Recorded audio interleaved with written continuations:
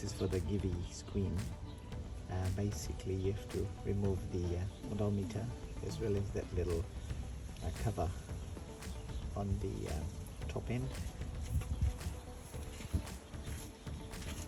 Then you gotta get in here. Bit awkward, not much space, but you can see there's a little hole that you need to create by taking that screw off at the back. I couldn't figure out initially how to do that, but it looks like that's the one. And then I'm working on this side here, you can see, just trying to get that in.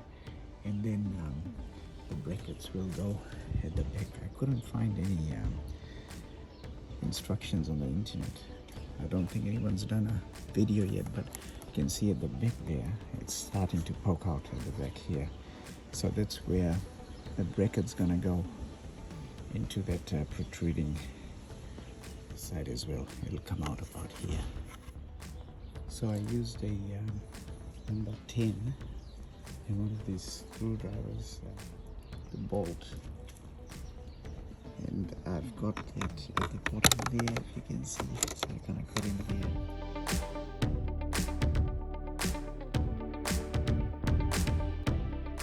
It's a bit awkward, and you can see here, it's sort of come out where I need to get in, basically just down here.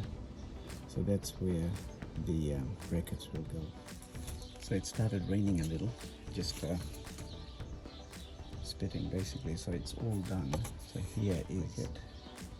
These are the mounting screws there, and same here. You can see the brackets sort of doing its thing, and you pretty much have to open the console speedometer or odometer, and yeah, basically take all of that out. It's a bit of a hassle, and to be honest, the hardest one was this one here. I'm just pointing, if you can see.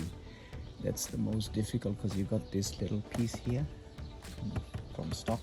I tried taking it out, but I managed without taking that out, so it did work, but it's a bit of a hassle. The other side, left side, the right side was even more difficult than the left side. And you should be left with basically these two, which go onto the mounting points, and those two that come out when you open the console. So you should really just be left with that. This itself is a lifesaver. That's what you need to basically take the screw out from here, this bit here.